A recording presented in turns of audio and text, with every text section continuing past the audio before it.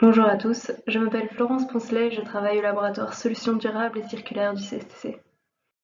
Cette présentation fait partie d'une série de 4 webinaires qui concernent l'économie circulaire dans la construction. Cette troisième partie va traiter de l'urban mining et plus spécifiquement du recyclage et du réemploi des déchets de construction et de démolition. Le principe de l'économie circulaire est de conserver la valeur des produits et matériaux en circulation aussi longtemps que possible. Ce principe peut être mis en œuvre pour le secteur de la construction grâce à ce qu'on appelle l'urban mining. On va viser ici à utiliser des ressources qui sont déjà disponibles et ainsi minimiser la production de déchets via la réparation, la maintenance, le réemploi, la refabrication des produits et pour finir par le recyclage des matériaux. Une conception et une construction circulaire ainsi que des business models adaptés peuvent également aider à atteindre l'objectif de la construction circulaire. Ces deux autres concepts sont développés dans nos autres webinaires. Le concept d'urban mining vise à considérer les déchets comme des ressources. Les bâtiments peuvent alors être considérés comme des banques de matériaux ou des mines urbaines.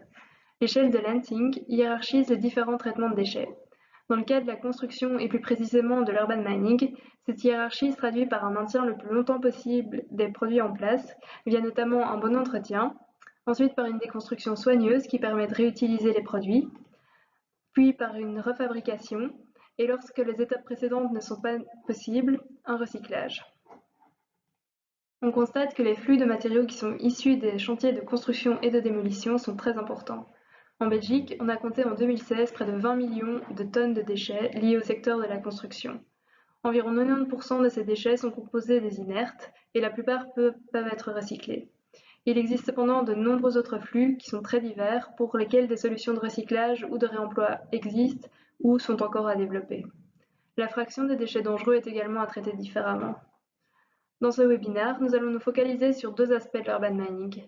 Dans un premier temps sur le réemploi et dans un deuxième temps sur le recyclage avec un focus particulier sur les chantiers de construction. Le réemploi peut concerner un grand nombre de produits et de matériaux de construction. Certaines filières, comme les briques par exemple, sont assez développées, tandis que d'autres filières sont en train de se créer. Le réemploi permet évidemment de diminuer le nombre de déchets, mais a de nombreux autres avantages environnementaux, mais également économiques. Il permet de diminuer l'extraction des matières premières, qui est un processus qui devient de plus en plus coûteux et énergivore avec la raréfaction des ressources.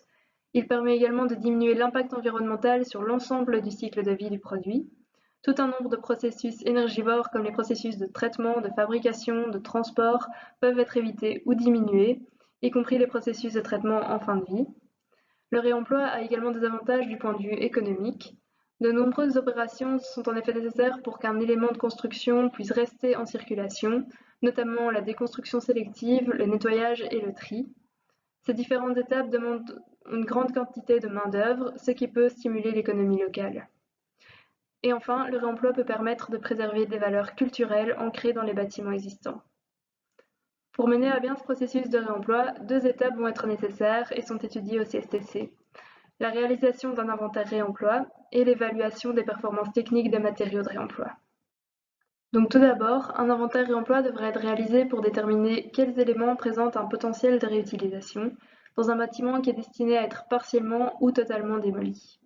Dans le cadre du projet SCRBE, un guide pour l'identification du potentiel de réemploi des matériaux de construction a été créé. Je vais brièvement résumer ces lignes directrices, mais je vous invite à le consulter pour plus d'informations. Tout d'abord, l'inventaire devrait être réalisé le plus tôt possible pour plusieurs raisons. Il va par exemple permettre d'avertir les revendeurs de matériaux de réemploi et toute autre personne intéressée de la disponibilité des matériaux. Il va permettre d'indiquer à l'entreprise de démolition quels sont les éléments à déconstruire soigneusement. Et enfin, il va pouvoir servir d'outil d'aide à la décision pour discuter de la récupération et du réemploi effectif des produits. Alors toute une série d'acteurs seront concernés par cet inventaire et un grand nombre d'entre eux peuvent participer à la réalisation de cet inventaire, avec à chaque fois leurs avantages et leurs inconvénients.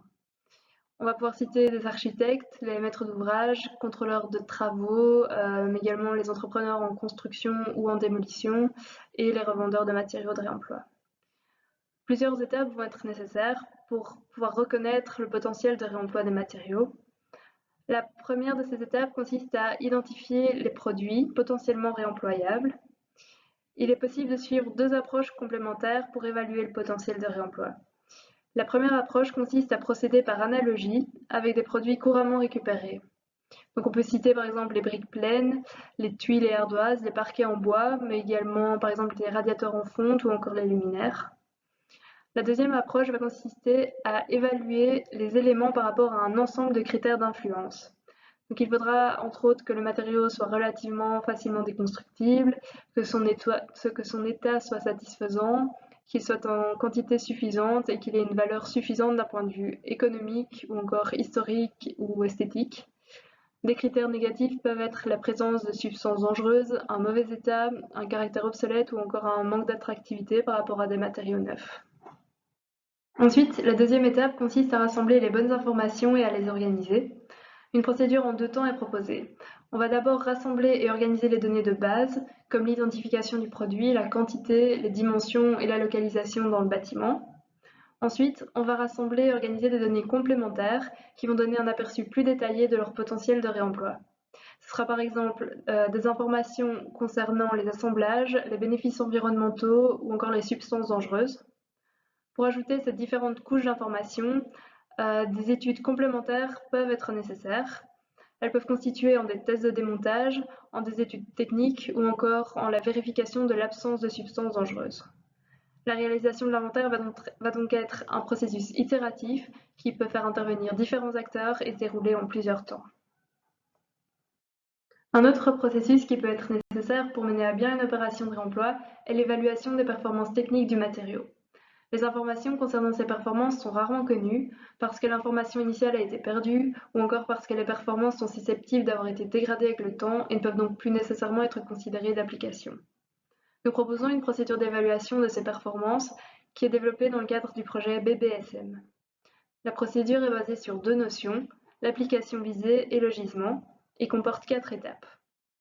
La première étape consiste en l'identification des exigences liées à l'application visée. Dans la construction, toute application d'un produit implique une série d'exigences. Ces exigences vont dépendre de l'application qui est visée. On parle ainsi de fitness for use ou d'aptitude à l'emploi.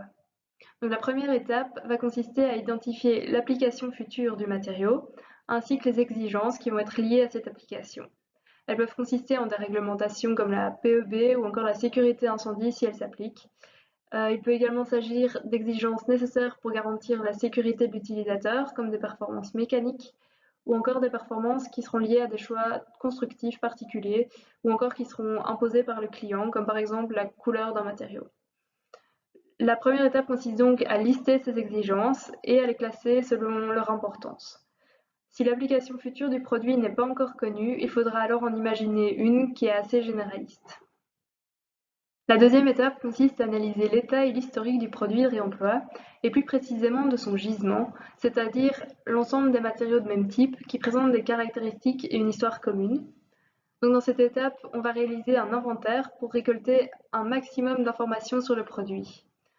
On va d'une part compiler des documents techniques qui reprennent des informations sur le gisement lors de sa mise en œuvre initiale. On va également lister un maximum d'informations visuelles, dont notamment les éventuels dégâts et usures, mais aussi une série d'indices qui pourraient être le témoignage d'un vieillissement du produit. Si le produit est encore en place, on pourra également vérifier sa mise en œuvre initiale et son entretien, parce qu'il pourrait avoir eu un impact sur ses propriétés actuelles. La troisième étape va consister à confronter les informations des 2 premières étapes pour déterminer quels sont les modes d'évaluation qui sont nécessaires. Et la quatrième étape va consister en l'évaluation même du produit. Alors nous avons déterminé différents types d'évaluation possibles dans cette procédure. La première est l'évaluation directe, qui va consister à contrôler visuellement ou via des moyens techniques non destructifs les performances. Le deuxième type d'évaluation est l'évaluation indirecte, qui consiste à justifier ou déduire des performances, par exemple à partir des informations relatives aux performances initiales qui ont été récoltées lors de l'inventaire, ou alors encore à partir de valeurs tabulées. Le troisième type d'évaluation possible est l'évaluation par essai, comme les essais qui sont réalisés pour des produits neufs, mais qui devront parfois être adaptés au cas du réemploi. Une approche statistique également adaptée au cas du réemploi devra parfois être appliquée. Finalement, des évaluations alternatives, comme le contrôle de la chaîne et une évaluation lors de la nouvelle application sont également possibles. Tous ces différents types d'évaluations peuvent avoir lieu à des moments différents, que ce soit sur site avant que le démontage ait lieu, mais également tout au long du processus de déconstruction et de préparation du produit au réemploi jusqu'à la nouvelle application. Dans la deuxième partie de ce webinaire, on ne va plus s'intéresser au réemploi mais au recyclage. Dans le cadre du projet CPDB, les chantiers pilotes de gestion innovante des déchets de construction à Bruxelles, des mesures innovantes de prévention et de gestion des déchets de chantier ont été testées et un certain nombre de conclusions ont pu en être tirées. Donc on va traiter ici des chantiers de construction et non de démolition. Premièrement, il a été remarqué qu'une bonne préparation était très importante. Il est conseillé de réaliser un plan de gestion des déchets qui va permettre d'identifier quels seront les types de déchets attendus, en quelle quantité, et ainsi organiser au mieux notamment leur tri et leur collecte selon le planning de chantier. Ensuite, un monitoring des conteneurs a permis de constater plusieurs points intéressants. Le premier est que des conteneurs étaient souvent déclassés, c'est-à-dire que beaucoup de conteneurs monoflux, comme celui du bois, du métal ou encore des inertes, ont été déclassés vers les conteneurs mixtes. Alors la raison principale était le manque de place qui empêche un bon tri sur chantier et qui amenait à la présence de contaminants. Le conteneur mixte est plus cher que les autres, ce qui va entraîner un surcoût pour les entreprises. Ensuite, on a également remarqué que les conteneurs n'étaient souvent pas bien remplis, dû à un manque de rangement. Ça va également entraîner des coûts supplémentaires pour les entreprises. Donc il peut être intéressant de monitorer la gestion de ces déchets de chantier afin d'apprendre de ces erreurs et de pouvoir la réaliser de la manière la plus efficace possible. Le projet a également permis de mettre en avant des innovations. Des valoristes ou encore des gardiens de chantier peuvent permettre de rendre le tri plus efficace sur chantier. Dans le cadre du projet, ce nouveau rôle a été créé dans une optique d'économie sociale, mais ce rôle peut également être imaginé via une formation en interne dans l'entreprise. Un autre point est que de nouveaux partenariats ou des symbioses industrielles ont également vu le jour. Par exemple, dans le cadre des projets Tivoli et Tomato Chili, du bois de coffrage a été utilisé comme ressource pour la création de serres. Et enfin, de nouveaux services fournis par les collecteurs ou les producteurs ont été testés, notamment des filières de récupération des chutes de mise en œuvre. Toujours dans le cadre du même projet, une liste des filières de collecte de flux de déchets sur les chantiers de construction et de démolition a aussi été réalisée. Elle indique les modes d'enlèvement proposés et la logistique, ainsi que les options de recyclage. Elle reprend aussi des commentaires pratiques, notamment sur l'organisation et sur les coûts de ces filières. Cette liste peut être consultée sur le site du projet CPDB. Le CSTC travaille activement sur le sujet de l'urban mining. Le service CITEC, qui est le service de guidance technologique pour les constructions durables à Bruxelles, est à votre disposition. Les projets BBSM, FCRBE et Digital Deconstruction étudient également différents aspects de la construction circulaire et plus précisément de l'urban mining. Je vous remercie pour votre écoute et je vous donne rendez-vous dans le prochain webinaire qui est consacré à différentes évolutions qui sont liées au business model, aux outils numériques et aux encadrements liés à la construction circulaire.